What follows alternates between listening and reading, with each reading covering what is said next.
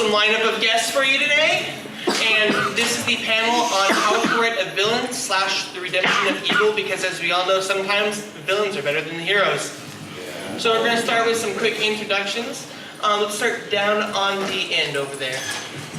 Oh. I'm Brony Writer. Is that all you want? Tell me about yourself. Oh. I'm here because I wrote the story in the comic book with the Maniac story, as well as the Secret Life of Rarity and the sequels to that. Those are my villain credentials. So.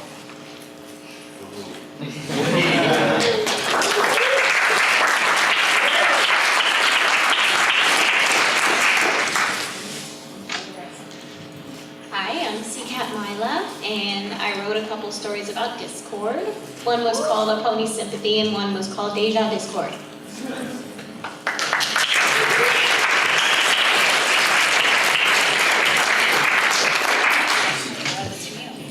Hi guys, I'm Heather Newfer. I wrote on the IDW My Little Pony comic book series. I wrote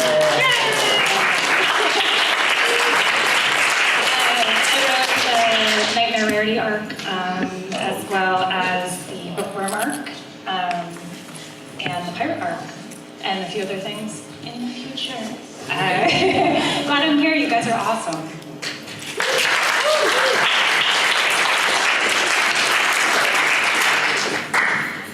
I'm PK. I'm here because I wrote a story called Antipodes back in 2011, and I've been writing its coattails ever since. It's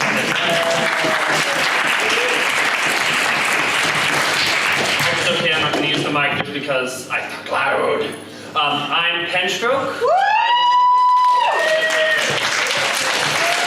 While I have written several villains for several different stories, the thing I'm most well known for is Past Sins, which is at its core completely a villain redemption. So.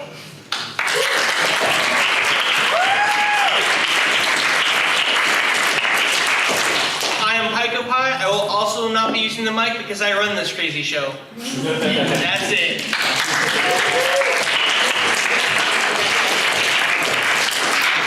So the way we do this is we do allow people to comment and continue off of what we're doing. We like feedback with the audience. So if people have something they want to say, feel free to raise your hand. We'll try to get to you. We might take a few minutes going back and forth if we got some good synergy going.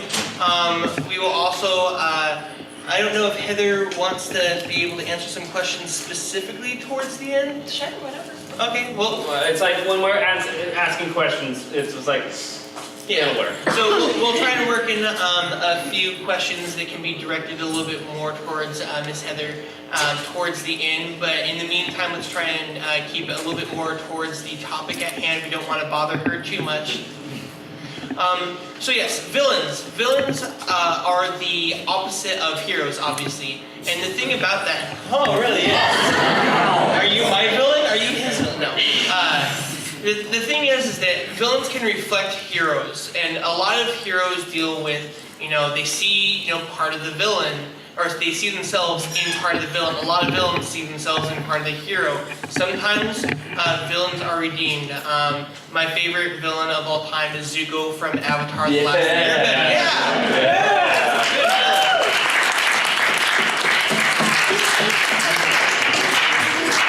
Good villain. And there's a lot of stories that focus around redeeming villains. We did a pre-con contest. The entire point was to redeem villains and antagonists in the show and in the comics. And the number one story that we got, the most common story, was actually I just word blanked. From season 2, season 3.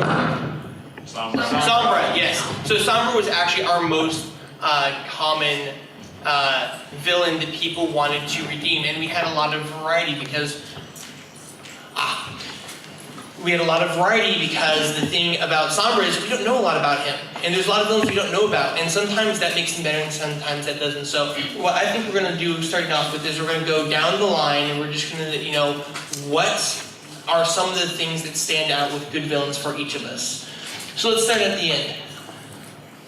Brony, ready? And camera guy's asking us to use the microphones so that we're picked up. Oh, yes. Oh.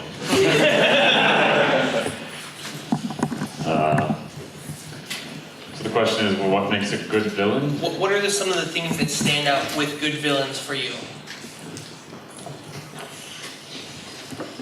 See, I'm a huge movie buff, and my favorite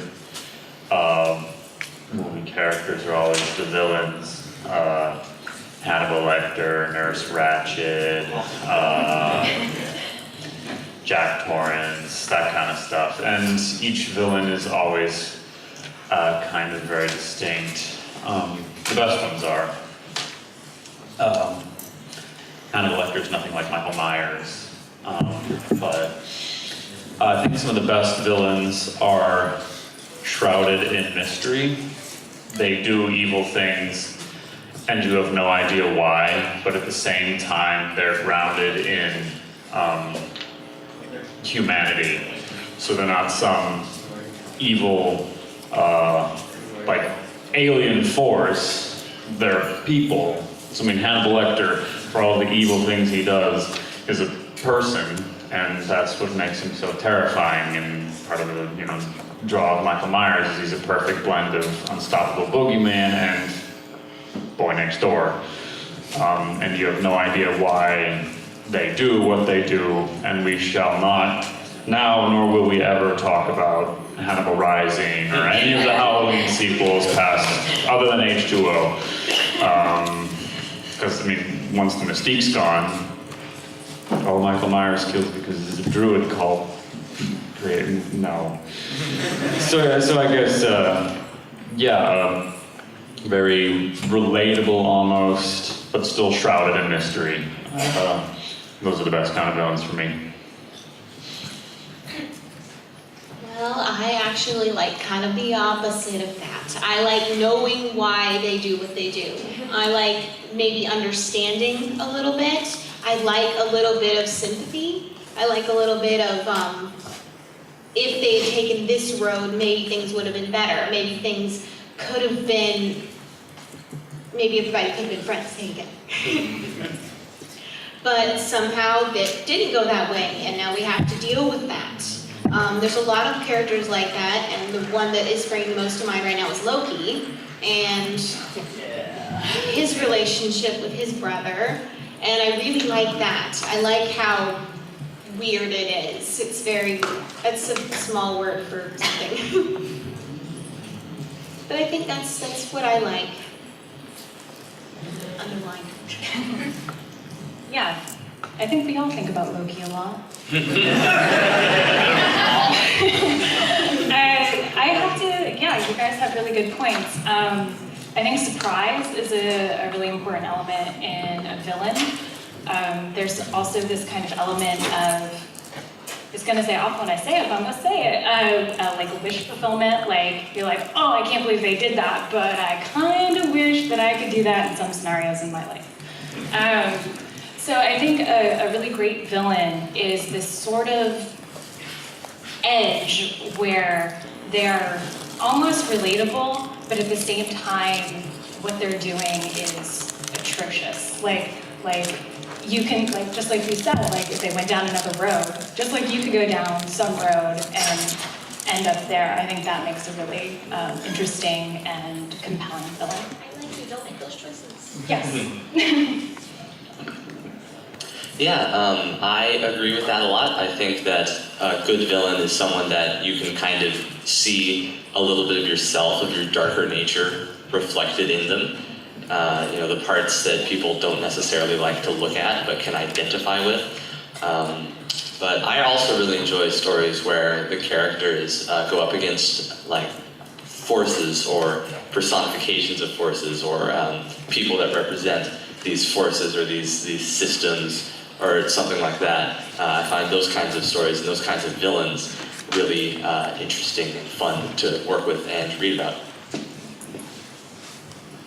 The one kind of thing I really find I enjoy in the villains are the ones that are the heroes of their own story. They think they're righting some great wrong or doing something that will make the world a better place, but they're going about it in such a way that, oh look, those are nice things. Really Upgrade. I will pause for a moment so we can get this settled and then, the mic to breathe in. hello, there we are. So, like the villain that is the hero of their own story is one that has everything rationalized in their mind. Everything that they're doing makes sense, and there's like, it isn't, no, you don't understand, it doesn't have to be this way, but it's like, no, I've thought this through. I am doing this for very specific reasons, and I know this will be better in the end. And it's like, it also becomes part of the thing of, it's like the villain sometimes is just the person who loses. It's the kind of the paradigm of history is written by the winners. And so if you have rebel, it's like, what's the difference between a traitor and a rebellious uprising for greatness? It depends who won and what the people who remain in power decide to label it as. So sometimes you can be the villain without after the fact. You may not take it. Thank you. It'll take us a second to get used to that. We'll get to questions right after we go through this, just so we don't have to interrupt the process. My degree is in psychology, and I'm a very character-driven reader and writer. And the thing that matters most to me in a villain is there a reason that that they are the way they are? They can be completely insane, make no sense, if you know why they are that way. You see a lot of horror films with they're a little bit more adult topic, but they do what they do because they have lost their mind. Some don't even know why they do what they do. And then you have other villains who they think they're the hero because when they were young, them and their friends, they were treated badly for whatever reason, and when they grow up, they want to right a wrong. And now they are actually wronging others because they're so tunnel visioned on that one thing. But having a reason for them to act and believe the way they are, whether it's they have a tick because they got injured and now they have a little bit of Tourette's or something else. What puts them where they are, that backstory, helps make villains so much deeper, because now you can say, hey, this hero and this villain have this similar trait that's bothering them both, or bothering one of them and not the other. But the reason why is because they both had this similar experience. Now these two characters have a lot more depth in their relation. And so we did have a question over here first, so let's start there. Oh, I was just going to say Death Note is an example, I would think, that is, you have a character that knows exactly what he's doing, Yep. and he has a set goal in mind. It's just the means of that goal, or achieving that objective, is so terrible that it paints him as this horrible villain. And I would say he's definitely a villain. And that It's actually called villain protagonist. Yes. Let's start on the right over here. That's a quick question. First off, I agree with you in what you said about giving some kind of backstory as to why.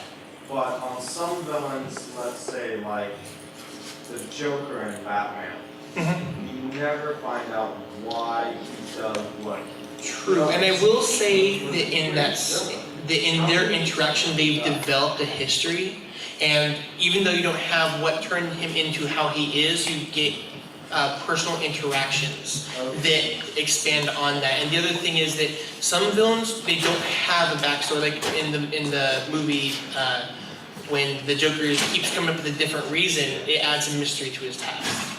Anyone else have any comments on that? I was just gonna say, about how every time somebody asks him, like, who are you? Why are you doing this? Yep. He comes up with this different sort of tragic, backstory about why he's doing it. And I think that's part of the fun, is we have no idea why he does the way he does. He gives these whole bunch of different contradictory reasons, and it's really fun. It makes him a really fun, just like, you want to know, and that makes him interesting. And one other thing I would say to that is, like, sometimes villains don't have a lot of back history. It's just because of something that makes them different. A classical example is Dr. Jekyll and Mr. Hyde. Mr. Hyde is, depending on your interpretation, what Dr. Jekyll will be without his morals. It's just the beast within. There's a bunch of different ways to look at it. Mr. Hyde doesn't have a history until the potion is drunk. But the moment he does, the moment we see the differences, we see, oh, that's kind of cool. Thank you.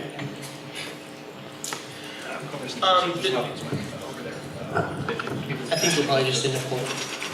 We do have a request in the back just for the audio to have the guests who are speaking come up to the mic. So let's have you go up to the mic in the front, please.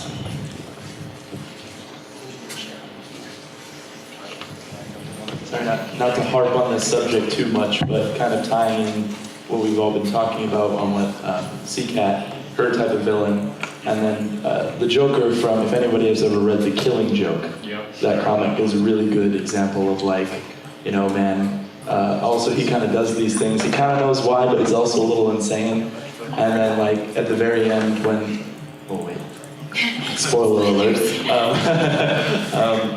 I knack for that, sorry about that, but if anyone's read it. But at the end, there's kind of a conversation between Batman and him, and like, you know, you could stop right now, and both of us could walk away, and this would be over. And then Joker's like, no, like this is how it is. This is how it will be forever. Like, you can't just let something like this go. After all we've been through, we've chosen our paths. There's no going back. And they're like, no, you could totally do it. So, you know, that kind of thing. Yeah, So, and I guess I'll add to that, just in sort of on the business side of things. A lot of the times with licensed characters like Batman and things like that, the reason it's so big is because you're contractually obligated to make it so big. I would love it if there was a lot of canon, because I'm the kind of person who does love backstory. But a lot of the times on properties that are licensed, it is because you just can't. And in a way, it's nice because it adds this really sort of unbelievably mysterious background. And I know a lot of writers have their own stories that they write for themselves, just so they think they're coming from somewhere, but they literally can't. Yeah, no, this actually reminds me of something I've heard. It's like I programmed, so but it's because of this I've kind of heard of something similar in the video game industry. Like what Disney is like, Disney will love. You can pitch new IPs to Disney, and it's like, but that's immensely easier than trying to pitch something to them that is affecting an existing IP. Yeah. It's like the new Maleficent movie probably got scrutinized so hard by so many different people because it's touching one of like the cornerstones of Disney's original IPs. Yeah, I work for a lot of licensors, and that is usually a huge boulder to get past. I have worked for Disney, and it is tricky. You know, it's like I have the experience from that just because I know some of the developers on Where's My Water, and they were talking about that experience. Yeah. Okay, we do have another question. Just to play off the Joker thing, this is a lead into the other question. I saw this thing on Tumblr a while ago. It was like just a set of images. It said, oh, these villains do it for this, that, and the other, and then it finally ends, and they're all like legitimate reasons for them being evil. Then the Joker's like, he just does it for the lulz. But one redemption of evil, like one villain redemption of evil's book series I would like to touch on is Artemis Fowl. Artemis is the villain in the first book and kind of redeems himself, and then he becomes the hero later on and ends up trying to save the planet. Spoiler alert. Whoops. That is a trapping of this whole panel, is we're talking about redemption. Well, the redemption happens at the end, but then we're spoiling. Blanket spoiler alert for everything. Everything from Game of Thrones, everything from...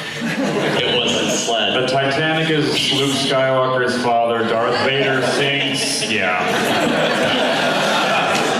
Everyone dies. Chewbacca was dead the whole time. We're all evil. Let's take 3 more questions, and then what we'll do is we'll move on a little bit more and then come back to questions in a bit. All right, so what I'm gathering so far is that say a bad guy's aspirations need to be like believable and relatable, and also one other thing that always crosses my mind is the objective. Is it attainable by the bad guy? I was wondering how you guys felt about that. I'm just gonna lean in. To me, it's about whether the villain they themselves believe that it's attainable, right? Because they could be, oh, I'm gonna I'm gonna take over the White House, and we could be like, yeah, no, that's not gonna happen. But as long as they believe it with all their heart, they're gonna push that story forward. Well, and that's very real. I mean, people do bad things in the real world Yeah. in the name of an idea or because of a belief that they have. And sometimes in the real world, change happens because of stuff like that. So it depends on which side of the coin you're on. You know, the winner always gets to write the history, right? So some of the people in our past might have been seen as bad people at the time, but we see them as heroes because, you know, they liberated this group of people, they fought for this ideal, they stopped this bad thing from happening, but at the time they might be seen as bad people. Take it from a history major, yes. Yeah, I'm just gonna go ahead and Well, point it's out like- that the 4th of July was yesterday. Yeah? Or it's like a fairly recent, I forget his name, but he's the one behind the WikiLeaks. Julian Assange. Yeah, it's like, according to the US, he is such a bad guy. Such a bad guy, according to the US government. But other people are going, oh yeah, keep doing that. And so, My question revolves more around Rorschach from the Watchmen comic book series. Throughout the comic, he does a number of pretty atrocious things, like breaking people's fingers simply for information, not even knowing if they have information, punching guys in the face because they look at him bad, crushing a guy's hand while he's holding a glass, and it's pretty dark. Forget the thing with the dog. Yeah, that was pretty No, good. that's like, yeah. that was pretty There are rough. children in the audience. Yeah. Yes, please keep it PG. To everyone in the audience, please keep it PG. It is a PG comic. Yep. And so at the end of Watchmen, spoiler alert, very big spoiler alert, somebody does something to unite the world's peoples under a false pretense of a foreign enemy. But Rorschach isn't down with that. He's very much against the whole false pretenses because his internal sense of justice is too strong. But does that make him a villain in his need to expose, you know, the truth and ruin all this, the peace that all these people have died for without their consent? It's so funny because I read about this just before I came down here. I read that Alan Moore actually went out to write Rorschach as being like the most like ridiculous, unlikable, like the most messed up moral compass possible, and everybody loved him. And he was just like, I don't even know what to do now. I tried to write like the character that everyone would go, yeah, that guy's messed up, and everybody loved him. So Well, I think that's really funny. It says something about It's a fine line between anti-hero and villain. Yeah. To be sure, because sometimes if they're meant to be the hero, but they're meant to be doing the villainous things, that is the definition of pretty straightforward of the anti-hero. So I guess it just depends whether or not you want to consider him a hero of the story, then he's probably an anti-hero or something like that. I mean, like, you know, you can still love a character as a character, even if they are just a horrible, horrible villain. Like, I know you said you liked Zuko, but Azula is by far my favorite villain from Avatar. I can see that. And she is so messed up on so many levels, but she's such a fun character to I can watch. see that, yes, And but I love on the beach episode, Yeah. when everyone's telling their little backstories, and she's like, well, I could talk about all of this and how but no, I just like, My own mother thought I was a monster. She was right, of course, but it still hurt. that also kind of brings it.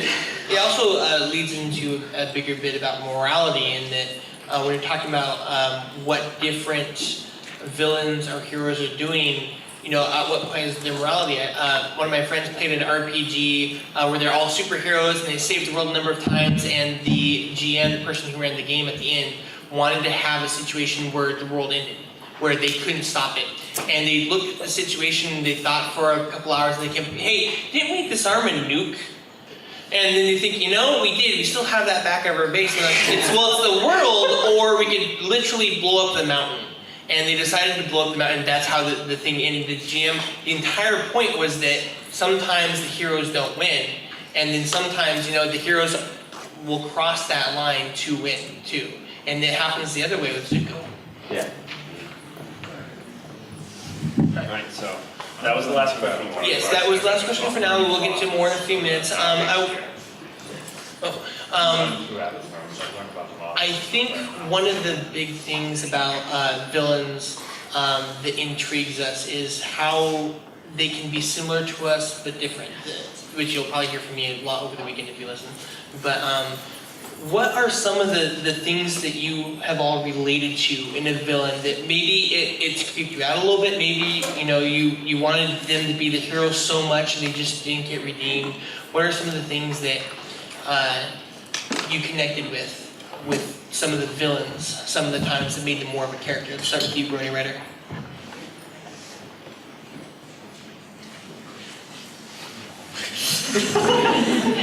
Think of an answer. The suspension.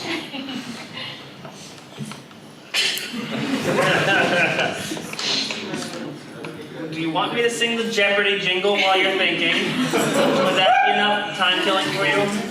I would actually like you to sing the Twilight Zone theme. Anyway, the villains I most relate to. I try not to relate to villains like Hannibal Lecter.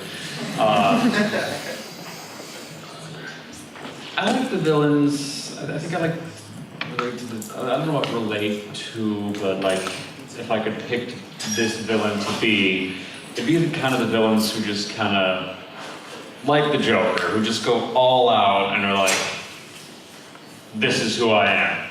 This is what I do. And I'm going to fight you on it.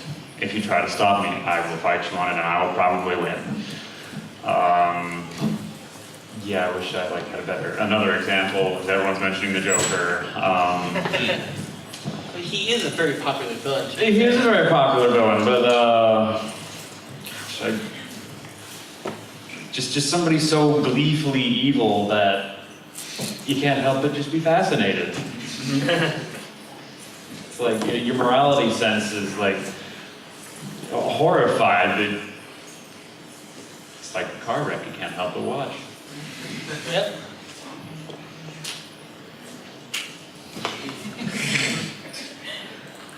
Well, when I was little, my mom said I was like Angelica. It's true, it still hurt. It was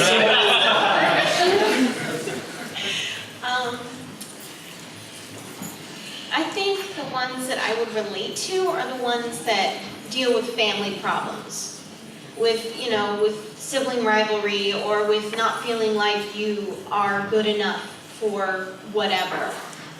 And the things that they do, again, are not the things that you would want to, but again, you can see why they would be trying to get that any way they can.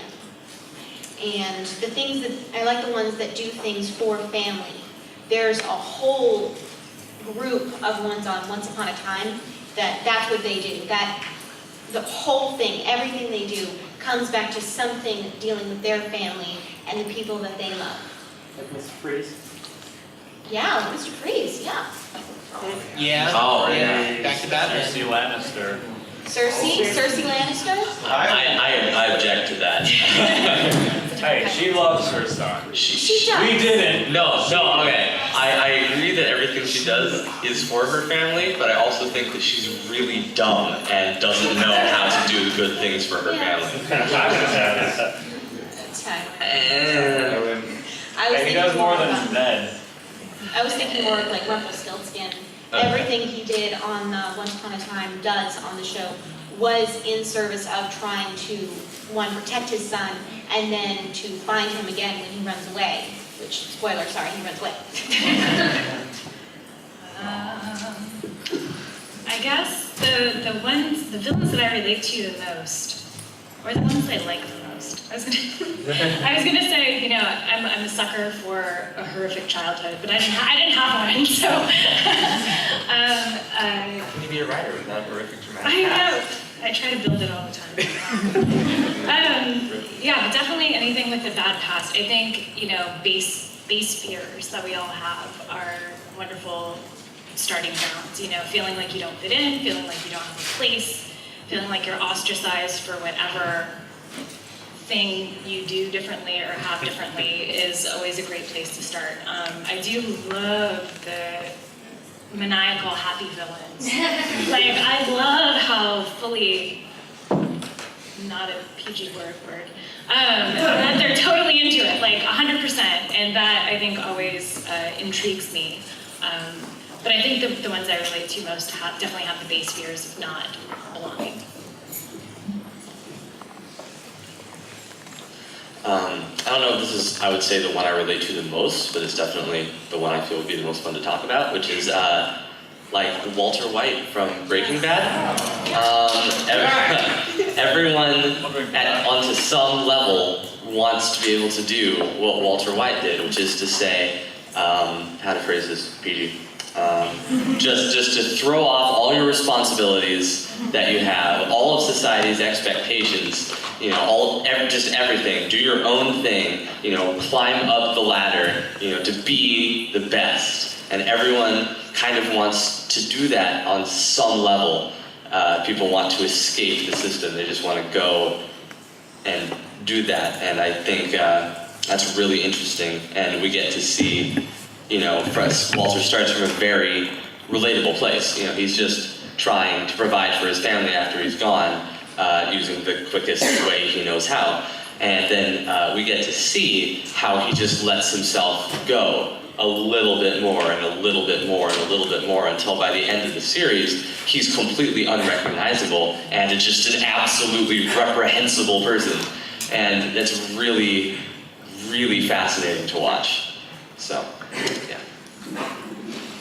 For me, it's like I don't have a good villain example for this, but for me, it's the villains who aren't just villainous when it comes to the big grand plan, and then they seem like such nice guys. When it's like some people like that kind of visage, but like to reference a villain that was like his whole story was being redeemed, Gru from Despicable Me. It's like he brought villainy into the everyday, like using the freeze ray to get coffee, and all those kind of things. It's just like realizing that it's like their moral compass is corrupt. So it's like they're not gonna leave good tips or anything like that. They may leave a ticking bomb for all we know. He only tipped 5%.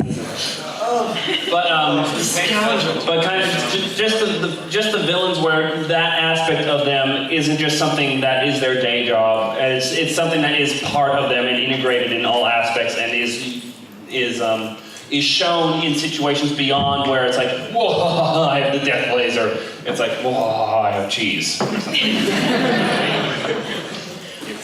I'm a fan of the villains who've lost. The villains who they tried to stand for something and they fell so hard that they became evil. So that's one of the reasons why I like Zuko. He started off, spoiler, trying to say, hey, you can't just throw away the lives of these troops just to draw these in. Like you have to do something more for the troops. They grew up in our civilization. They've added to it. We've trained them, and now we're just going to throw their lives away to make it easier for the good soldiers. You have Mr. Freeze. You have Nyx from Past Sins. She finds out that she was like brought back. She was meant to be evil, and she's very conflicted about, you know, the powers and the memories that she has, and she feels like because in the past where she came from, bad things happened, that she had already fallen, so she fell into that role of being evil. And then it's her being drawn back out of that pit of despair. The chance of being a good character again. We have someone who has a Reddit block in their ears. The fact that she pulls herself out of that pit and becomes a hero. When you see a villain who can work with the hero, you're like, look, I don't like you, you don't like me, I want the city, you want to keep me from having this city, but those people over there are coming and we can't stop them alone. We have to work together. Sometimes that comes off campy, but when you can do it right. When you can do it right, and those are the heroes that I most associate with, because in our everyday lives we always struggle against things. I work in security. I look at a bunch of buildings, I'm like, this is how you break into that building, and I'm like, well, I could, but I really don't want to. That's, you know, obviously a very easy moral choice to say no to, but, you know, if, you know, I end up on the street homeless someday, I might look at that and it might be a harder choice. There might be a point where I start asking myself, is it worth it? And I don't want to be there, but by reading the stories, I feel like I'm like getting and what's it called when you get a shot beforehand? Inoculation. I feel like I'm getting inoculated towards like what could be bad in my life, and so that I'd be built up stronger when I face hard times. Can I add on something you're saying about Lost? Go. Okay. Also, Lost on a larger scale is a story about fighting against a literal personification of a force. Spoiler alert, although it wasn't done particularly well, but it's there. So. Right. Does anyone else have anything to add on this topic? You're good? New topic? I think we can go to a few more questions since you've had some nice people wait. Well, I wanted to ask about the villain thing, how some villains might not necessarily be evil all the time, and to talk about the some people might be evil type of thing, fate, how the elements of harmony in Hard Reset are kind of considered a villain. Yeah. So I was wondering if they could. So what is the question specifically? I was wondering if there's a fine line between a villain and like an anti-hero, like which one would that be considered? The elements of harmony in Hard Reset. Yes. I have not read that, but I'm going to swing in a guess here that it's like just from what you've said right here, I'm gonna swing in a guess here and say it's may lean just a little bit more towards anti-hero. Just because of if it was for a larger purpose, and it's like history's going to remember the larger purpose more than it's going to remember that thing. That's one way you can define an anti-hero is like they saved the world, but they did this. It's like if they saved the world by destroying the world, well, they're kind of the villain for destroying the world. But if they saved the world, as we had an example earlier, by blowing up one particular mountain, it's like that's a big loss, but they're heroes in hindsight because it was for the greater good. I also think that, if I'm remembering Hard Reset right, I have not read it in a long time, if I'm calling it correctly, antagonist doesn't have to mean villain. True. I don't know. Oh, yeah, absolutely. So, the elements of harmony doing what they're doing in Hard Reset doesn't necessarily make them villainous. It makes them the antagonists to Twilight's protagonist, but it doesn't necessarily make them the villain. Not brothers. Antagonists, but not villains. Yeah, Yeah. like if, Twilight's trying to buy some apples at Applejack's stand, but Applejack... It's like she doesn't have enough bits. She doesn't have enough bits, and Applejack's like, well, sorry, I don't want to sell them to you because I got a family to feed. Or it's just like it's family policy, no loans, even to friends or something. Yeah, so it's like, well, Applejack is technically the antagonist, but she's not the villain. The lending house of apple and apple. And that's something you have to be aware of. I mean, a lot of people were writing fan fiction after the Flim Flam brothers came out, and they portrayed them as villains, and other people look at this and say, like, they weren't out specifically to hurt other ponies. They didn't want to take their stuff. They wanted to make money, which is a line that a lot of stories deal with, but you need to pay attention to where the villain's at. The other thing that you need to be careful of is what is the story you're writing. Brony Writer did a great Maniac fic, and he won the pre-con writing contest on Redeeming Villains because Maniac literally said, spoiler, big spoiler. Go ahead. No. Oh, go ahead. Literally said, you don't understand. I'm the villain. I specifically oppose you because you need someone to oppose. You bring hope to the city. I mean, I grew up in the city. It was hard. You showed up. You made this city a much better place. But once it was cleaned up, like people stopped. I mean, there's nothing to hope for. I mean, there's nothing to hope against. So I'm a successful businessman. I'm supposed to, I saw what you did and I'm very grateful. So I am your villain because when you have something to oppose, this city does great things. And I love this city. And that's a very hard line for a lot of people to do, and Brony Writer did an excellent job.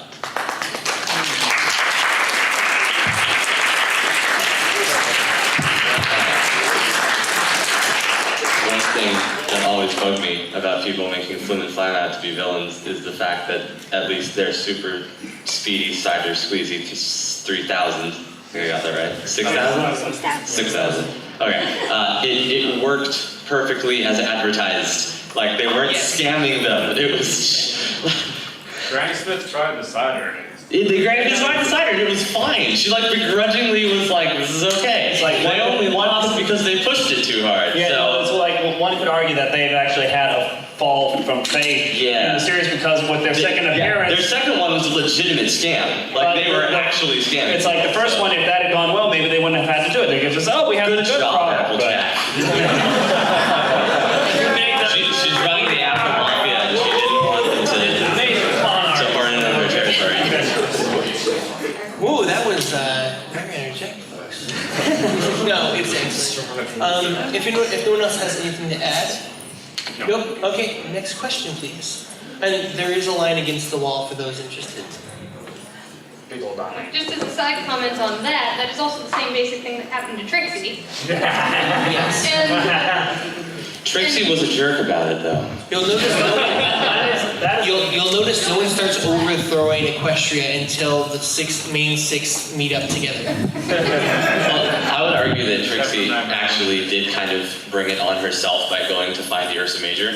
Like, she knew that she couldn't actually, she didn't go try to find the Ursa Major, but, like, she knew that she was If she got called out on that story, it was going to cause trouble. Yeah. And that is actually one interesting way to always bring about a villain is, and it's like that's part of, it's like I'm bringing him up again, Joker. It's like some of what little we know about Joker's history is when he was Red Mask, Batman was the one that knocked him into the vat of acid.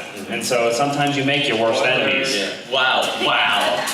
That is literally one of the worst kept secrets. I don't care. Your question, Madam.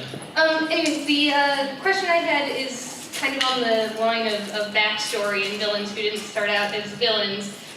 How do you approach, say, taking a character like Twilight or like Rarity in the Nightmare Rarity arc or like Celestia or something, like a paragon of goodness, and turning them into the villain and doing that in a fashion that doesn't come across as, I just wanted this big powerful villain. You break them. I think we'll let Heather do this because this is her speciality. I did it once.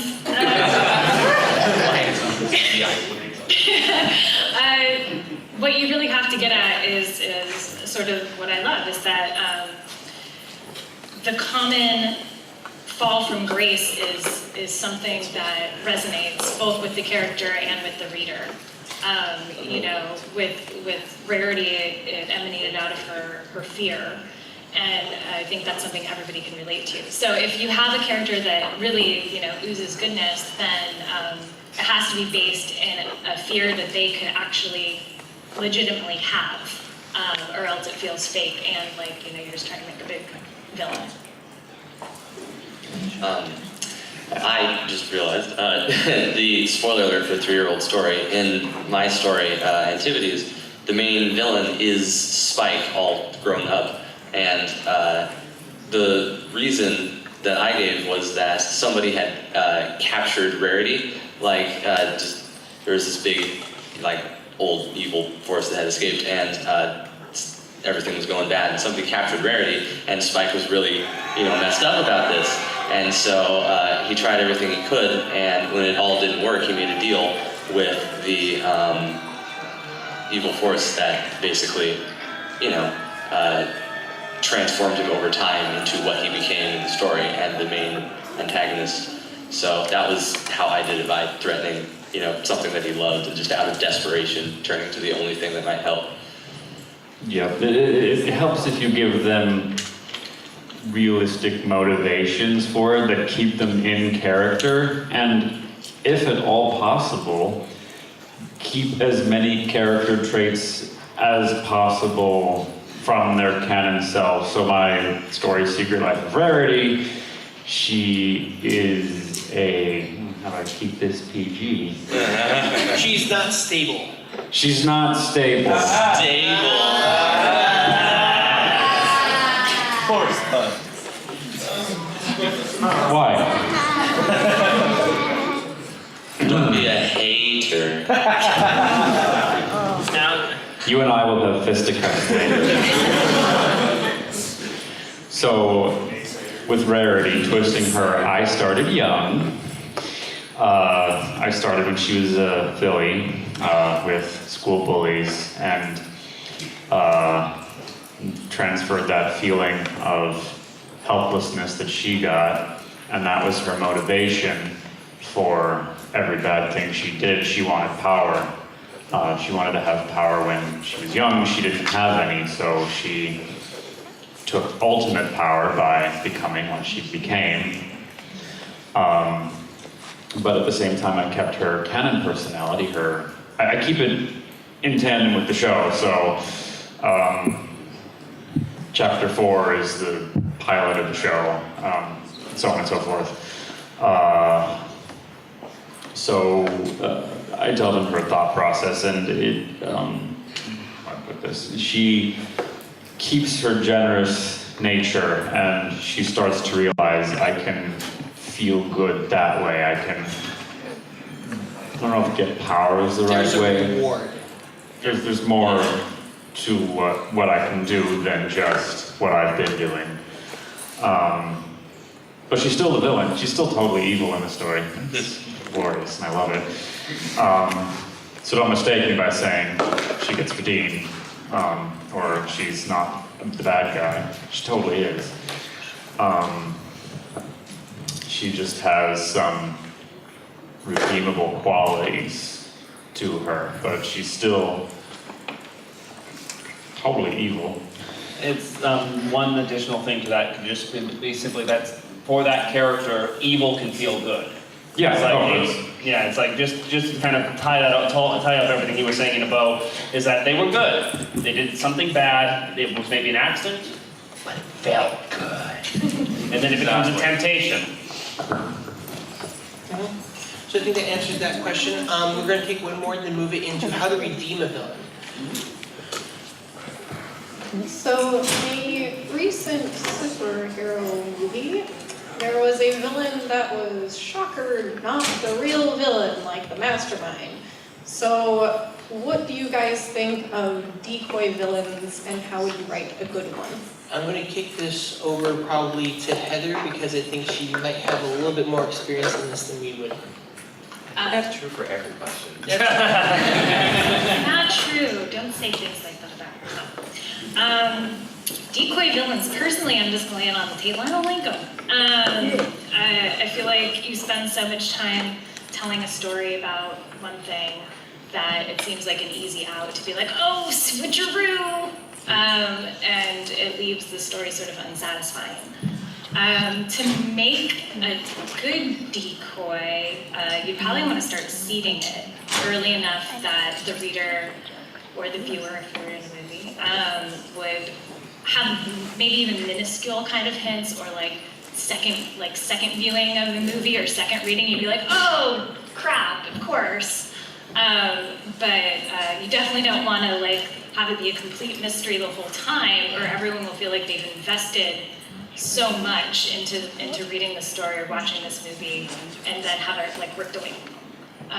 So I think to make a good decoy villain, you'd have to do some really intense, secretive seeding and planning when you're writing. I agree. And yeah, I know Frozen had some problems. That was the movie you were talking about, right? Frozen? I thought you were talking about Iron Man 3. I thought you were talking about, Should we all go through and... yeah, there's so many reasons. There's so many recent movies that's a problem. I was racking my brain going all over. Anyway, my point, I had a point. There's also the pitfall of the readers or the audience get to know the initial villain so well that by the time the second villain comes along, you're like, I don't really care. Like, what? I don't. I mean, I know it's not necessarily a decoy villain, but like a good example of this is the video game Far Cry 3. Oh God, yeah. We all love Boss, and he was not in the game enough. But then, Hoyt comes along, and it's like, great. I want more Boss. I know I can't have more Boss, but I don't care about Hoyt. It's like, if you really want to try to set it up, sometimes it's good to set it up in that kind of organizational sense where the villain is doing what they're doing, but they leave the hints in the dialogue that it's like they don't take, it's like the thing that will make a decoy bad is if they're taking claims like this is all me, and oh wait, no it isn't. It's like, unless they don't realize it, and then you can kind of get away with it, but at the same time, it doesn't pay off a lot. But if it's the villain, if the villain is really just meant to be for, it's for the paycheck. Sometimes the people can be the most villainous if they're just doing it for the paycheck and they're doing these things, but yeah. I agree with the professional writer. One example that comes to mind of something that did it well was the first Harry Potter book, which had, spoiler alert. Don't you dare! I have not read them. Which has not one but two decoy villains in the form of Snape and Professor Quirrell, although Professor Quirrell reveal comes like 2 pages after you find out it's not Snape. But, they did that by seeding all these events that seem to point to Snape until you get the context at the end of the book. And then you go through and you see all these events again, and it all makes sense how Quirrell has been behind it, and by extension Voldemort, the entire time. And so, I think that, oh God, I'm so sorry. And so that's if you're gonna do it, you have to seed those kinds of events and those kind of scenes throughout the work, or else it's gonna be extremely unsatisfying. A general good rule for writing that I found is don't ever lie to or trick your readers. You need to have something there so that they could figure it out if they, there needs to be enough so that they could conceivably figure it out. It needs to make sense, yeah. You can't just spring, a giant space flea from nowhere to steal from TV tropes at the last second, or it feels super unsatisfying. So, that's what I was saying. Well, the one thing I have to add to that is sometimes old video games used to do this a lot more, where you had mini villains and then villains. Like you had the mini boss and then the boss. And a lot of times it was the mini boss that kind of triggered that character to be the hero. That mini boss did, that one character did something, that one character led the force that burned down the main character's house. But they find out that that person is under orders from someone else. It makes sense that his king ordered him to do this. And then you have this trail of breadcrumbs where the story becomes bigger. And as long as the story keeps becoming bigger, it's a little easier to conceptualize because you're adding it, you're not changing or subtracting. So I think that is going to be that question. Now I would like to move it into redemption, maybe a few more questions on that, and then after redeem a character, how do you keep that character? And so I'm actually going to have Pinstrokes start this time. We're going to go down the other direction. Whoa. You okay? Yeah, okay. You've established a precedent. Stick with it. You just want to go first. No, I don't. But I like consistency. I figure we won't always have to put Brony Rider on this spot. I mean, that would be mean. I've never done anything mean to Brony Rider. Oh, no, not at all, no. No, Inside all joke, we sorry. can be nice to Brony Riders. When you have a villain and you have them being redeemed, you can have them be redeemed as someone, like a lot of, especially in video games, a lot of villains become companions. And a lot of villains become companions because I think a lot of times the authors don't necessarily want to get rid of them. And a lot of times it can be more touching to grow the villains. So let's start with Pinstrokes and talking about some of the different ways that he likes to see not only a villain redeemed, but kind of like what role they end up taking afterwards. It's like sometimes the role taking afterwards is just being able to return and have a life beyond the villainy, which is what happens it's like I remember you covering your ears, so I'm trying to be respectful. But Pass in spoiler. Pass in spoiler, but yeah, it all depends. It's like when they're not doing the villain, they need to have something else to do. If the character's young enough, then sometimes it's just growing up into something different. But if they're an adult, then it is kind of finding that up or calling, and that itself can be a whole story in itself, somewhat like Zuko from Avatar, is that he stopped chasing the Avatar. Well, what do I do now? Do I just stay and be a waiter at my grandfather's tea shop in Ba Sing Se? Or do I go on to grander things?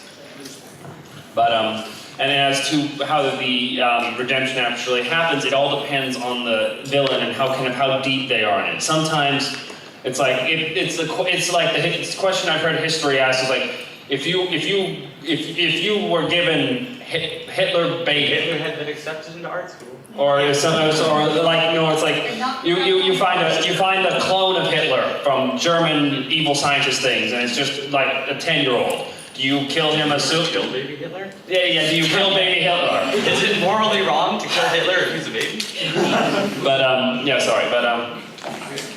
But it's like sometimes characters need a reset to do it. They need something that will kind of kick them down to something where they aren't the top of villainy, because why do they have a reason to change if they're on the top of the heap? If they get knocked to the bottom, like for example, a villain gets ousted by another villain. This is what happens in Despicable Me as one of the side plots is Gru's getting ousted by Vector. And it's like that becomes a thing that's driving him to change in degree because Vector is being evil. And it's like you can't fight evil sometimes with evil, sometimes you have to fight it good. I think that is a really good example, I think in part because Vector was worse than Gru, and that made Gru look at his actions with kind of a new perspective. And so it's like, oh, this is how I've been to everyone else. But one of the examples that I was going to bring up, something that did it right that I'm familiar with was, spoiler alert, again, for Dragon Age Origins. Which one of the characters you see at the very beginning, he's set up as, well, not the antagonist, which is an ancient god, but one of them who basically kills all of your brothers in arms, sends them off to fight this impossible battle, including the king of the land, and he takes over. And so part of your thing is, fighting against him. He's told him if he's told everyone in the kingdom, if they see you, kill you on sight, you're a traitor to the realm, you killed the king. And so you spend a whole lot of time trying to convince people that you didn't do that and trying to get them back on your side. And then at the very end, you confront him after having gotten all the lords of the kingdom to be on your side. You try to oust him politically, and it all ends up with you winning, and he challenges you to a sort of trial by combat kind of deal, and you have an option to spare him or finish him off. And if you spare him, one of your companions leaves, but then he joins your party, and it's that act of mercy after all of the terrible things he's done, because from his perspective, everything that he's done has been to serve his country. He was doing what he honestly believed was right. He thought that your organization was corrupt. He thought that the king was going to sell out the country to their enemy that they had just finished fighting a hugely devastating war with less than 20 years ago. And he believed that this was honestly the best way to get what he wanted. And when he was proved so thoroughly wrong by what you were doing, and you still chose to save him anyway, that sort of act of mercy. And when he has no hope left, going back to that thing, exactly. He's like, I can't do this anymore. There's no one standing by my side, and I'm surrounded by the people that I've been fighting. Exactly. He just everything that he worked for and that he did these terrible things for, that he knows are terrible, has been completely destroyed by you. And you have the option to, spare his life anyway, and that kind of mercy and that giving him a second chance. It's a shock to his system. It is. It gives him a new perspective on what he's doing and what he's trying to accomplish, and he doesn't just switch. I mean, it's I'll think about this, and so it's really rare that you have a character just. You blink and suddenly they're deciding to be good. Discord before the season 4 finale. But it is usually there's a little bit more time involved. But those things can step them back into thinking along a different line. I also think the season 4 finale was that for Discord. I didn't buy his redemption in season 3 at all. And you. he was still kind of like. And then in season 4, I felt like he actually went through an experience that made him realign his priorities, and so I feel like that was a much better way of showing how Discord could change from what he was. So yeah.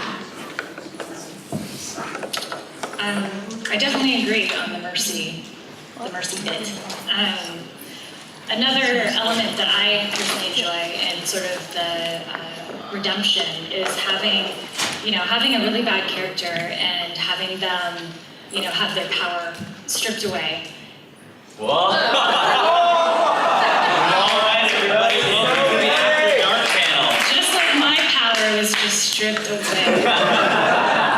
It's just an elaborate plot. We'll get this fixed. Crack the door until it opens up. Yeah. We killed it. Just start riding out. Well, good thing you're here to hear us talk, not to see us. Everybody picnic. Special shout out to all the people watching this panel recorded later. Okay. You know what? We can deal with this. All right. We're heroes here. If anyone wants to take a nap, now's your chance. It's like slowly. Yeah, intermission. All right. Yeah, slowly. All the cell phone lights are coming on. Eventually, we'll have enough light shining on here. What's really funny? That's actually nice. We're probably all Yeah. What's really It's funny soft is white light. the character I was talking about in Dragon Age Origins, I always just killed in my canon save files because I like the party member that leaves too much. So I feel bad talking about how that act of mercy redeems him because I always just kill him. So you were saying on yours? Before the lights went out? Yeah. We might as well continue I the get so distracted. I really enjoy having a villain taken their power taken away, and one of my favorite things is when they are literally taken hostage by the good guy, and they're still the bad guy, and by the end they see a glimpse of everything they ever wanted out of being a bad guy, but they see it through the eyes of a good guy. So they might still be a bad guy, but there's this seed of hope that they understand they can get what they want through different means. This is so bizarre, guys. I wish you were all up here. I can feel like you have paparazzi. I work security. I'm used to just standing in front of a stage, bunch of lights, and skipping back.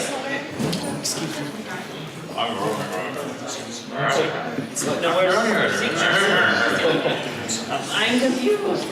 Why are you over there? She was hiding. I'm gonna take this opportunity. I took a picture. Are you guys cool with me tweeting the picture? Yeah. I want to ask. Okay. I just want to ask because I don't want to take a picture of you guys and upload it to the internet. Hashtag wall. But still, continuing down the line. Brody, right? Since you changed places before.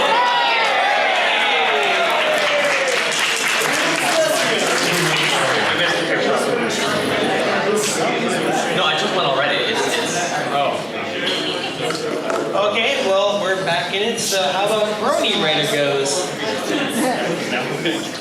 I forgot the question. What's an element of what's a particular element or example of redemption that you like? MacGuffins are always fun. What? MacGuffins are always fun. Like the elements of harmony. Oh, MacGuffins. Okay. Yeah, like Nightmare Moon, like the whole reason we're all here. Those are always fun. Gosh, I can't think of many more, see, I just love villains so much that I dislike, I kind of dislike it when they get redeemed, honestly. I know I did that in my Maniac pick, but that was less of a she got redeemed and more of a she was good all along. So, it's a perfectly valid opinion to not like it when villains get redeemed. just because there's so much fun. If I ask someone on the street, have you heard of Randall McMurphy, they're gonna go, who? If I ask them, have you heard of Nurse Ratched, they're gonna be like, oh yeah. Yeah.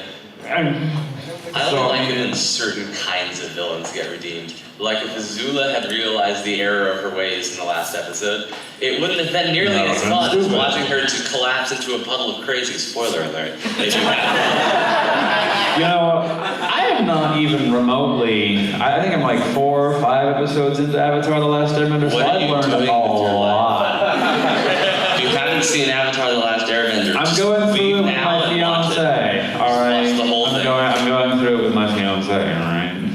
That's fine. So anyway, I mean, like, I can't think of any like good villain redemptions because they all tend to feel shoehorned and false to me. Like at the Darth end. Vader? David Xanatos?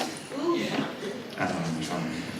Like, yeah, I mean, I guess Darth Vader, maybe, I don't know. But I guess Darth Vader is just more cool as the Dark Lord of the Sith. Like, what was a cooler shot of Darth Vader? Him throwing the Emperor down, or the very first shot of him in that Rebel Blockade Runner in the first movie, just with his hands on his hips looking down at all of the destruction and...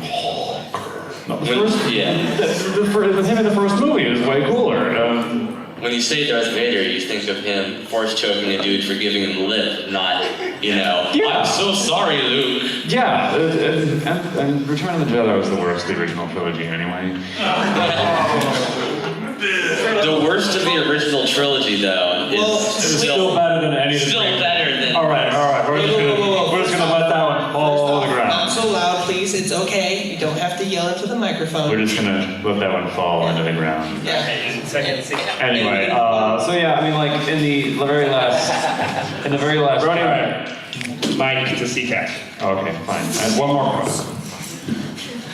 I'm sorry, I'm being It's his favorite thing. He wanted to hang on to it.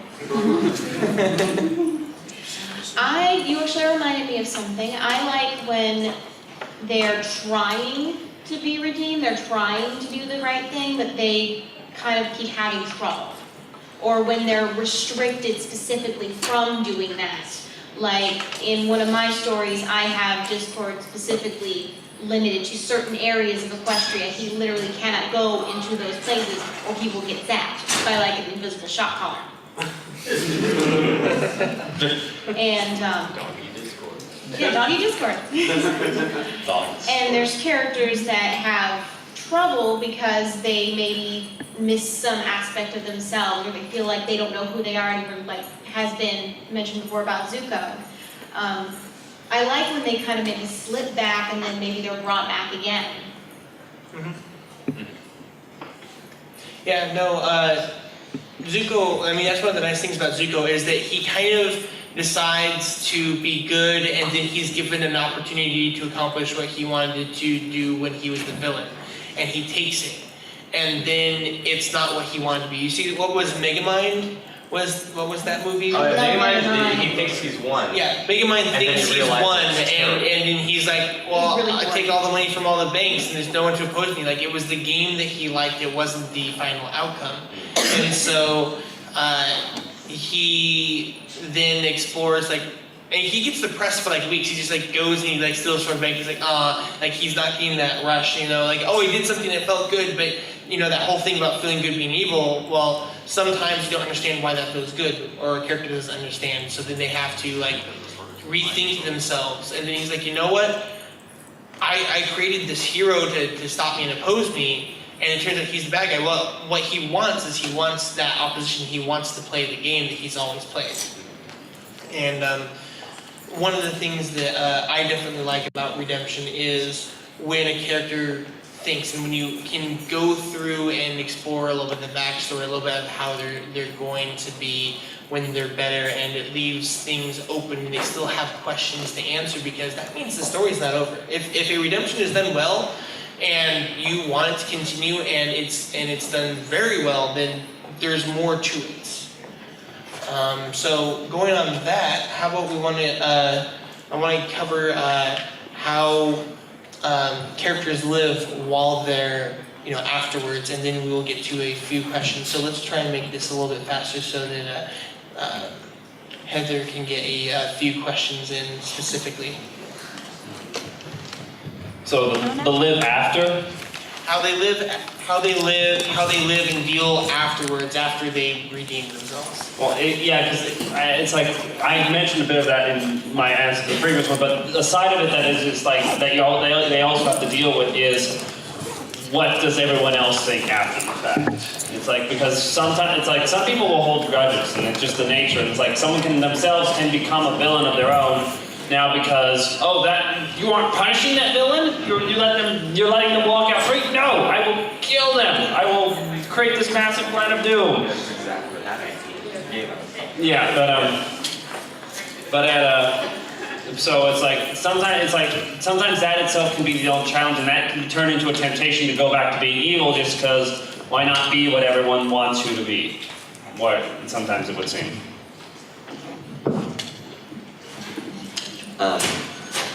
I agree with that. For me, what makes a redemption believable, or what goes a long way, is seeing them still struggle with their baser nature afterwards. Like, I'm trying to think of a good example.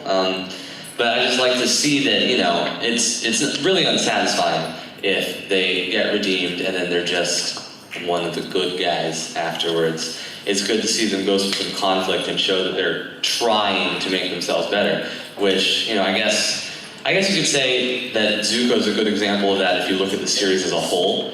Boy, we sure are getting a lot of mileage out of Avatar. I feel sorry for all you guys that haven't seen it.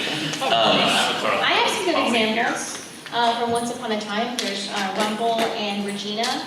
At one point, Regina, she's the evil queen. She tries to give up magic completely because that was kind of what was screwing things up for her and her son.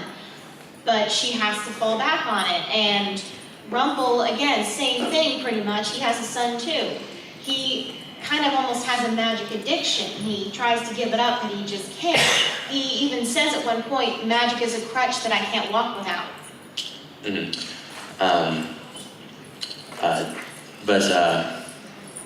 I gotta go back to Zuko.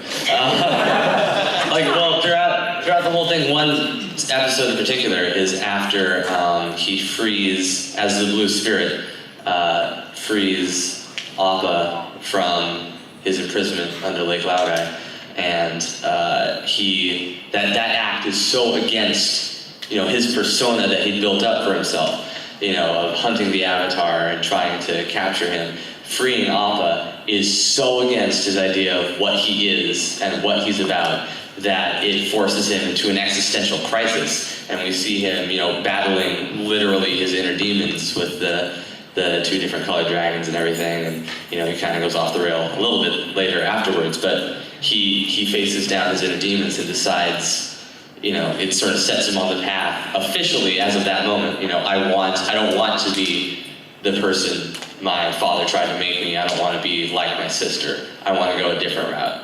And we see his struggle with that constantly throughout the series. Even while he continues to perform these villainous actions, we see his struggles, and after they stop, or after he decides officially to switch sides, he still struggles with it. You know, there's even an explicit line in the third season, you know, why am I so bad at being good? And so I think that goes a long way, is building it up and showing that even after they've figured out that what they're doing is wrong, they still struggle with doing the right thing, just like anybody would. Yeah, no, I think you're completely right. It definitely, you're never gonna have a bad guy who isn't still a little bit of a bad guy when they become a good guy. That's sort of their asset when they become a good guy, is the fact they have all this knowledge of being a bad guy. And that's also why we don't see a lot of stories where you have the bad guy turned into a good guy, because they don't. Even when they are, what makes them good at what they do is their knowledge of the bad. So I think that's pretty much nail on the head. Like, you have to always be working on that struggle, so they never really actually become a good guy, or else you wouldn't really care. You know, it makes me think of Wreck-It Ralph. Yeah. Isn't that also the premise of Despicable Me too?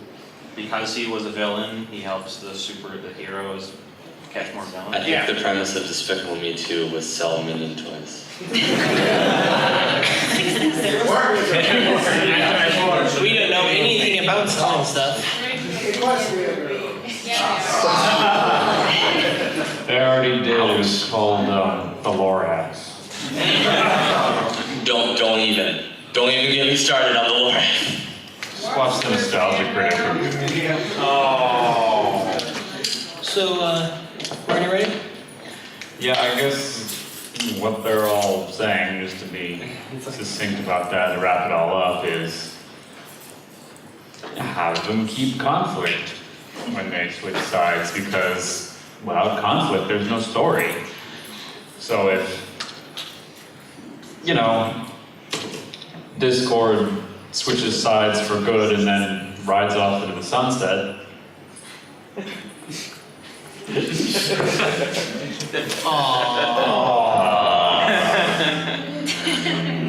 well, we're done with him. Yeah.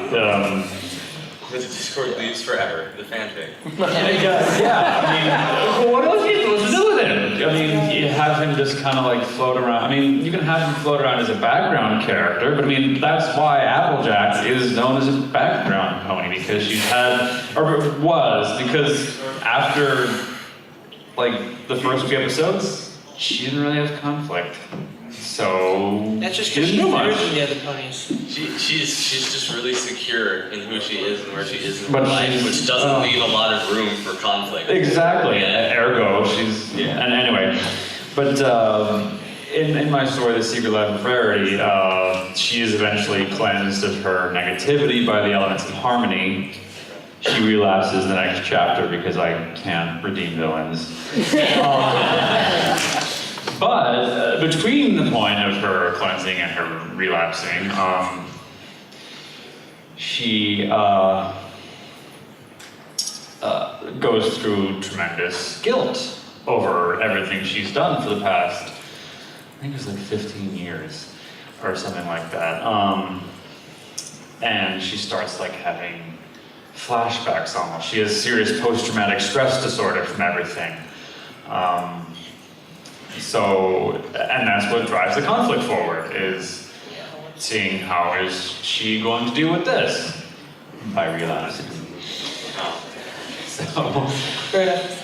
Seacat, do you have any input on how a villain can live after they've started being redeemed? Well, firstly, thank you for spoiling the ending of my fanfics. Discord flies away forever, the end.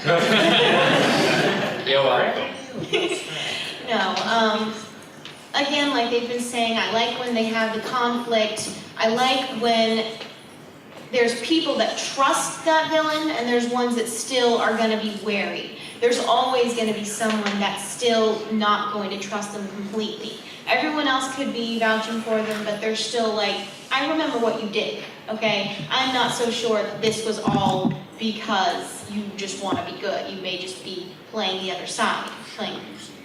I want to say playing for both teams, but that doesn't mean the same thing.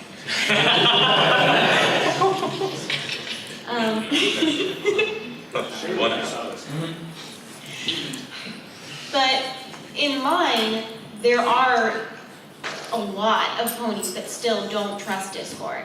Pretty much the whole of Equestria still does not. Celestia doesn't. Luna kind of does. Cadence kind of does. Twilight, yes, very much so. She wants to be his advocate, but she has to get everybody else to believe her that he can change. And she kind of has to convince him because he doesn't really even believe it. I think that covers it all pretty well. One thing I will add to Seacat's fic is that Discord still acts like Discord. Yeah. It stays in character, and a lot of times when you have a character redemption fic, it doesn't feel the same. And a lot of times, honestly, like in the show, sometimes I feel like I kind of wish Discord either just literally just became a background friend to Fluttershy, or just didn't show up as much because it feels like they're trying to force him to be Discord, and it's not quite as playful as Discord usually is. We did have a lighting issue, so is everyone good for giving 5 extra minutes to Heather's questions, 5-10 extra minutes? Is that okay with the AV over there? Okay. We're good. Okay. So, yes, let's start with questions for Heather. Or anyone. Mine was more of a general. Oh, general. It's like you may now ask whatever questions you want. They may be directed. General question. Yeah. Okay, so we've talked about a lot of good ways to redeem villains, but big spoiler alert for Maleficent. But one thing that kind of bothered me about that movie was that in order to make her more sympathetic, they had to take characters who in the original film were good, like the fairies, and make them look bad. And another problem I find with redemption is that there are cases where they make the character too sympathetic too fast. Like, whereas like instead of building to it, they just woobify them. So like, what do you think are things to avoid when making redemption big? I think the format you choose matters, because movies, it's harder. It's why you tend to see some movies be 3-4 hours long, is because they want to pace it out properly. But when you're in a movie, you're like, well, if it's a 4-hour movie, that'll hurt sales, and that increases production costs, so that ends up being a balancing course. And I mean, I know Heather's probably had to do that in a few fics where cut down or expand, which she doesn't necessarily want to. Sorry, comics. We all. You don't know that, right? My own spare time. Yeah, you definitely have to be aware of pacing and how much space you have. But I think the best way to avoid, having to have these sort of polarized characters is to actually make them characters, like develop your characters before you write about them, or else it's just going to be, nobody likes somebody who's completely, amenable to everything. Like, nobody likes that character. It might seem like a really good character when you're writing because it's every man, but nobody relates to everybody. So the best way to not have sort of generic characters is don't make generic characters. I read this story once by this one guy where he just took Nightmare Moon and made it into like a little tiny foal. It was just awful. Oh, say what? I was saying that whole thing? Yes, It was all set up for you. I'm sorry. I was saying something to him. Well, there is this fanfic called like Nightmare Moon or something like that, where they do that exact thing, like not next. Oh, you mean like? No, I was making a joke about that. Yes. I will watch a copy later and I will laugh heartily, I'm sure. Or you can just watch yourself not listening to it. Let's do the next question. So this is another one of those kind of general questions. What do you do in the cases of villains that are never really actually villains? Because like in the Prince of Ponyville series, specifically in the Strange Destiny of Prince Blueblood, he has to go through some pretty horrific things and do some pretty disgusting things, because he realizes at the end it's for the greater good, but it means that I have to become the villain and take charge of this enemy army and then go destroy Ponyville. And so he's doing it because he realizes that in the end it's for the greater good, and maybe this makes him an anti-hero, but at the same time he's doing this thing that he knows in the back of his mind is despicable, but he totally embraces it. So I think that does make him an I do think that makes him an anti-hero, so, but. You also see it, I've seen it in once, there's an old movie from the 60s that the government did not like making at the time because they felt it was a little bit too light on communism, but there's a break in a machine in Washington, and one of the bombers that's patrolling gets sent over to Russia on accident, and they cannot call him back. Dr. Strangelove? Yes. What was that called? Dr. Strangelove, or How I Learned to Stop Worrying and Love the Bomb. Was that the one where he's riding the rocket back? Yes. No, not that one. Oh. No. What? No? No, not that one. Ow. They promoted that one over it because that one was funny. The person who flies the plane, he says, right before they drop the bomb in Moscow, he says to the others, take your hands off the controls. Everyone else in the building or in the plane takes the hands off the controls. He presses the button, he drops the bomb, and then he kills himself. Because he cannot deal with what he did, but he knew it was theoretically the right thing to do. Even though it was his job, and he knew it was his job, that was the job he was hired to do, that's the job he did. He did what he thought was the right thing, but he could not live with it. Now that's called the mood.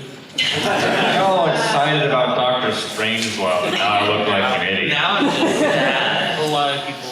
Yeah. Oh, that was the one that was promoted. Next question. On a happier note, I wanted to ask about irredeemable villains, where your character has behaved so distastefully that the audience would not accept or forgive any kind of attempts to redeem him. How do we tell? How as a writer do you tell that your character's about to cross that line? So the question is how to tell when your character is about to cross the line to really be irredeemable.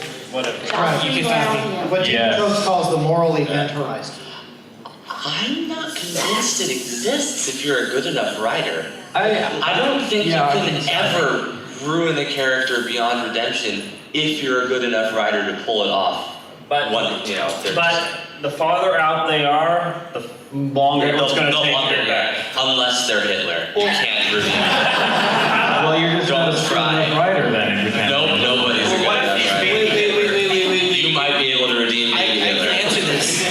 It's personal skill. If you start down that path, you're asking how you tell or what do you do? Primarily how you tell. I would assume what you do is keep the character from crossing that line, but... When you start wanting to write other things, when you start avoiding the topic, when you start dancing around the topic unintentionally, that's a good sign. Just psychologically, if you start doing something that you're unsure of and you don't realize you're unsure of, that's things that people do. You know, it's the same thing when you have to have a conversation with your kid or with a parent that you don't want to have, or you don't, heck, you don't want to clean your room. Hey, I find this new thing really interesting. It's you distract yourself, you avoid it, you don't want to confront it. When you no longer take joy in having horrible things happen to your protagonists, that's when you know. For villains, yeah. Thanks.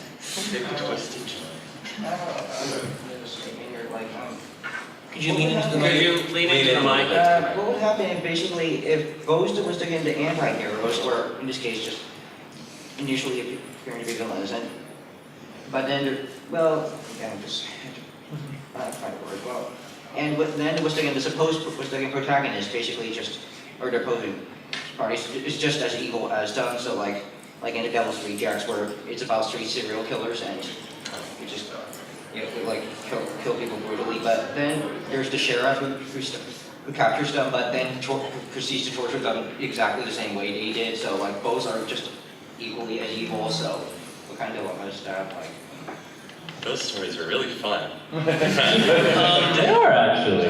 Dexter comes as an example to that because he's a serial killer, which is bad, but he only kills other serial killers, which is less bad. It's understandable. It's not. To quote Shawshank Redemption, it can at least be understood if not condoned. Yeah, so that's when you have people justifying, because Dexter does battle that as well, where he tries to justify his actions, at least I'm doing this, and then there's the line, well, do I need to do this? And then he goes back like, no, like I need to do this because this is how I've done, this is how it's worked. The road to hell is paved with good intentions. Yep. The road to heaven is paved with the ones that worked out.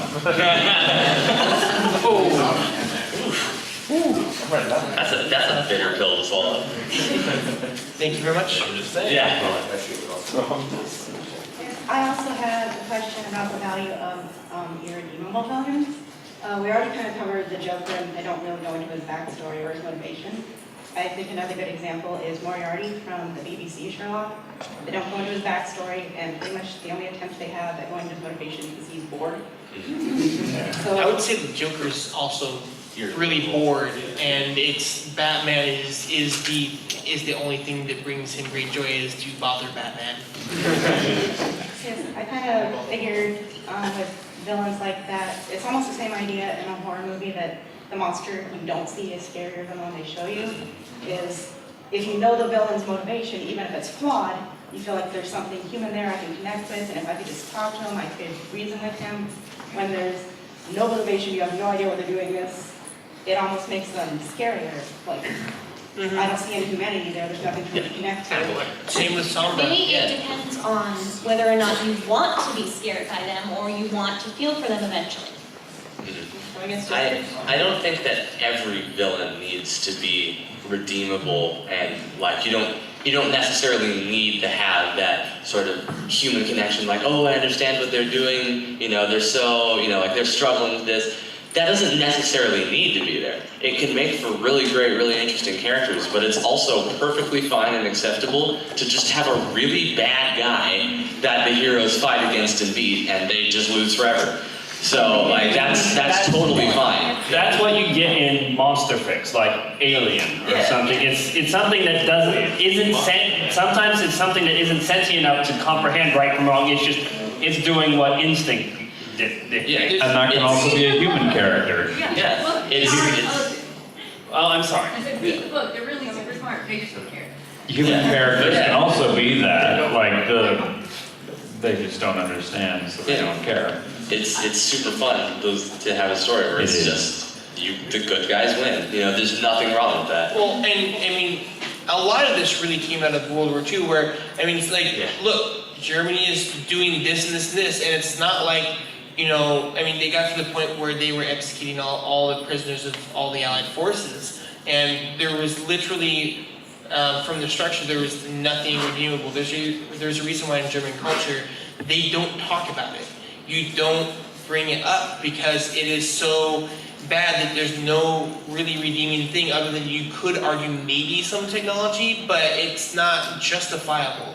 And so that's when you have a defeat. That's when you kill off the villain. That's when you put them in prison, never speak again. Then that's what happened with Sombra. Azula too. Azula too, as far as we know. But then a lot of times fan fiction writers will come in, they'll give them a backstory, they'll give them a reason that they can expound on later as to redeem them. And I don't know your guys' opinions on it, but in my opinion, when they have no backstory like that, it almost makes them scarier. So you have to bring them Yes. really Oh yeah, absolutely. You see it a lot more in horror films. Yeah. I would not discuss Hannibal. But yeah, that's perfectly acceptable. What happens to the villain's minions when the villain reforms but they don't?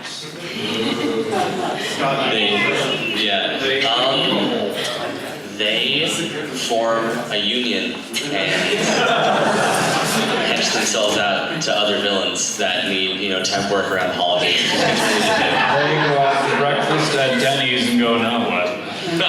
We are getting the signal to put out from our AV. They have prior engagements. I want to give the one serious answer to your question instead of all the silly. Is that sometimes a new leader rises out of the ranks, and so. So thank you everyone for coming.